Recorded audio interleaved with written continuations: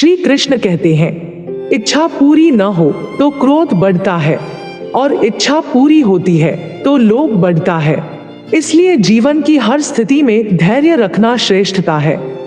नमस्कार दोस्तों, कैसे हैं आप लोग। आज हम नमा इंडिया में बताने जा रहे हैं विष्णु पुराण में भक्त ध्रुव की कथा। शुरू करने से पहले हमारा आपसे निवेदन है कि हमारे इस प्रयास को अपना प्यार दें, यह वीडियो को शेयर और लाइक करें और हमारे चैनल को सब्सक्राइब करें। एक बार की बात है, राजा उत्तानपाद और उनकी दो रानियां थी। एक रानी का नाम सुनीति और दूसरी का नाम सुरुचि था। सुनीति बड़ी रानी और सुरुचि छोटी रानी थी। रानी सुनीति के पुत्र का नाम ध्रुव और रानी सुरुचि के पुत्र का नाम उत्तम था। राजा उत्तानपाद का रुझान छोटी रानी सुरुचि के तरफ ज्यादा था, क्योंकि वो दिखने में काफी सुंदर थी, लेकिन रानी सुरुचि अपनी सुंदरता पर काफी घमंड करती थी। वहीं बड़ी रानी सुनीति का स्वभाव सुरुचि से बिल्कुल अलग था। रानी सुनीति काफी शांत और समझदार स्वभाव की थी। राजा का सुरुचि के तरफ अधिक प्रेम देखते हुए रानी सुनीति दुखी रहती थी। इसलिए वह अपना ज्यादा से ज्यादा वक्त भगवान की पूजा अर्चना करते हुए बिताती थी। एक दिन सुनीति के पुत्र ध्रुव अचानक अपने पिता राजा उत्तानपाद के गोद में जाकर बैठ गए। वह अपने पिता के गोद में बैठकर खेल ही रहे थे कि वहां छोटी रानी सुरुचि पहुंच गई। राजा के गोद में ध्रुव को बैठे देखकर रानी सुरुचि को गुस्सा आ गया। रानी ने ध्रुव को राजा के गोद से नीचे उतारते हुए कहा, तुम राजा के गोद में नहीं बैठ सकते हो। राजा की गोद और सिंहासन पर सिर्फ मेरे पुत्र उत्तम का अधिकार है। यह सुनकर ध्रुव को बहुत बुरा लगा। ध्रुव वहां से रोते हुए अपनी माँ के पास चला गया। ध्रुव को रोता देख माँ काफी चिंतित हो गई और ध्रुव से उसके रोने का कारण पूछा। ध्रुव ने रोते हुए सारी बात बताई। ध्रुव की बात सुनकर माँ के आंखों में भी आंसू आ गए। ध्रुव को चुप कराते हुए सुनीति ने कहा, भगवान की आराधना में बहुत शक्ति है।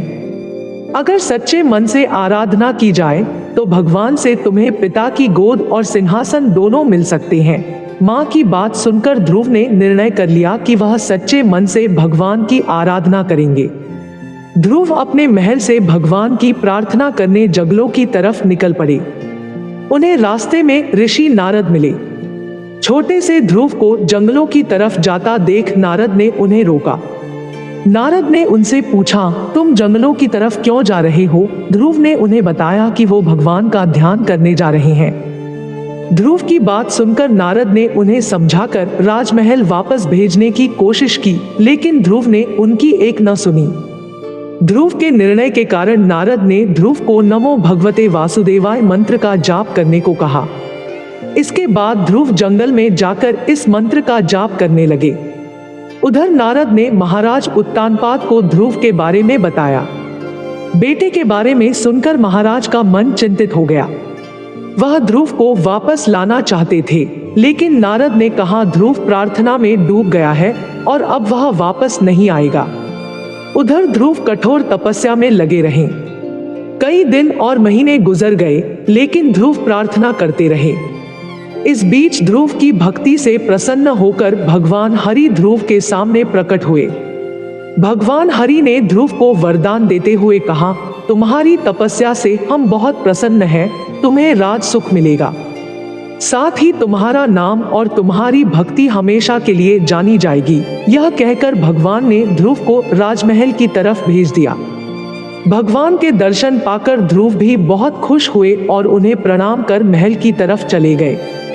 बेटे को महल वापस आते देख राजा खुश हो गए और उनको अपना पूरा राज्य सौंप दिया। भगवान हरि के वरदान से भक्त ध्रुव का नाम अमर हो गया और आज भी उन्हें आसमान में सबसे ज्यादा चमकने वाले तारे ध्रुव तारे के नाम से याद किया जाता है। इस कहानी से यही सीख मिलती है कि अगर धैर्य और सच्चे मन से कोई प्रार्थना करे तो उसकी इच्छा जरूर पूरी होती है।